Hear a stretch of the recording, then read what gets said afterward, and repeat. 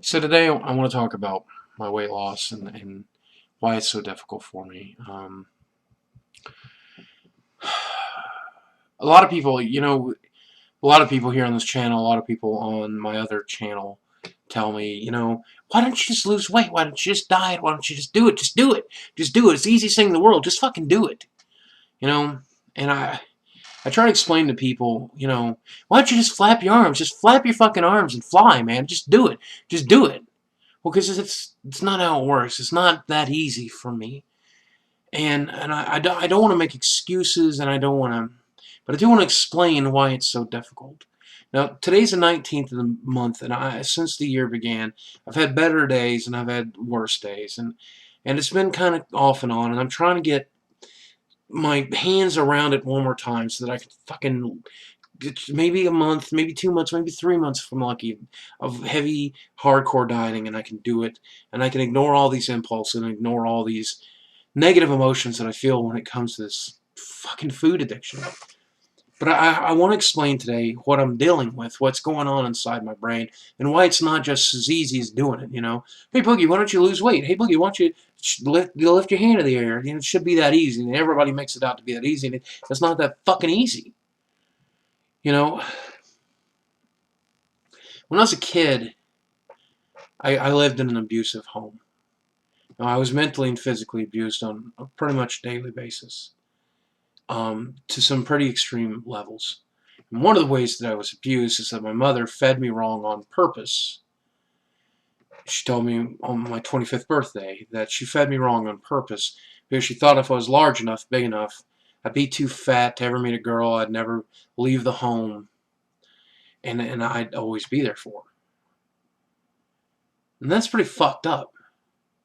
You know, food, my relationship with food is not right, and it's never going to be right. You know, food in my home was used as a reward and a punishment system.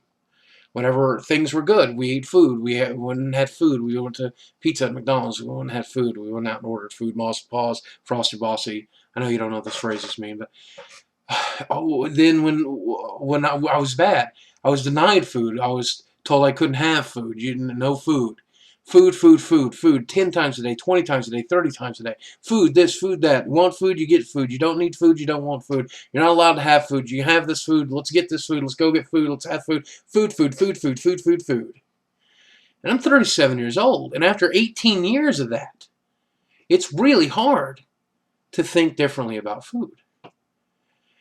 Now, I've overcome a lot in my lifetime. I mean, a lot. I overcame the PTSD, the post-traumatic stress syndrome, and I overcame the anger issues, and I've overcome the depression, and I've overcome the suicidal tendencies, and I've overcome the just outright misery that was instilled in my brain from all that. And the last thing I worked on, the one that I kept putting off, was this food addiction, my inappropriate relationship with food. Because it served me. I took that torturous tool and learned to use it the way an alcoholic will use alcohol, or a drug addict will use their drugs, or anybody who's addicted to anything will use it. When I was dealing with my depression, I would use food as a goal. Well, today we're going to go out and eat. Today we're going to go out with our friends. We're going to have a meal. We're going to stop at that buffet you like it. I need to go to the doctor. I'm going to stop at Long John's. That's next to my doctor's office. Oh, wait, let's go out of the house today. We'll shop. We'll go get some really nice things. We'll get some nice food to eat. Well, if you don't get out of bed, if you don't choose to do something better for yourself, then you're never going to be able to, eat again. You won't be able to have the food you want. You won't be able to, and I use it as a tool to overcome all of that, the misery, the anger, the depression, the frustration, and I rewarded myself and I denied myself, and I used that inappropriate relationship with food as a crutch to carry me to where I'm standing today. The problem is, all those other problems are gone. I've gotten over 90% of what was ever wrong with me. And I live in an environment with someone who cares about me, with friends who care about me, and I have no excuse to rely on food the way I did. I have no excuse to not try my best to try to beat this. And over the past year, I've come out on top more often than not. But I'm fucking struggling every day, to keep my hands on the reins and to ride this fucker to salvation. And on some days, I give in. And on some days, I don't. And every day I don't is a victory. And you may not see it as that. You may say 40 pounds. 40 pounds is a start, but you got 400 to lose. Well, that's not a appropriate thing to say, but you may say, well, Boogie, this has to be an everyday thing. You have to do it every day. I know what it has to be. And look at me. You don't think I know I'm fat? Look at me. You don't know that I don't know that this is killing me? Look at me. Do you think that that's not constantly in my brain right here? Screaming. You're dying. You're killing yourself. You're killing the people who love you. You're hurting all the people around you. You need to get on top of this. You need to beat it. And every time I read a post on YouTube, all I can think to myself is, duh! You know, that's what's keeping me awake at night. It's what's keeping me laying in bed at night thinking about it and fucking praying to a God I don't think exists that I can just choose to fucking eat right tomorrow. And it doesn't even feel like a choice on some days. Some days the compulsion, the fucking need, the voices in my head screaming to poison myself. I don't think most people can understand what that's like. But I want to let you know that I'm fighting the fight. And I want to let you know that I'm trying hard.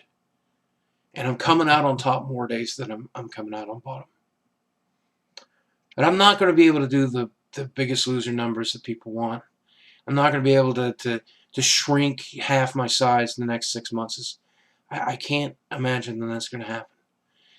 I do believe that if I keep working hard, and I keep working towards my goals, and I come out ahead more often than not, and I keep losing a pound, and each fucking ounce I lose is a victory. Each little ounce, each little inch I fucking take is I fight to get that, and I get it each day, each inch, each ounce, each pound, each calorie, every single fucking success, if I count it, and I'm proud of it, that eventually I'll create a pile of victories, and eventually I'll have lost some weight. And I'm hoping that there's a breaking point. This the same breaking point that I had with my depression, the breaking point I had with my anger, with all the other things that I fought and beat. That eventually I'll get to a point where I'm on top of it forever. Eventually I'll get to a point where I can push it down or push it away and just not hear that voice anymore, and not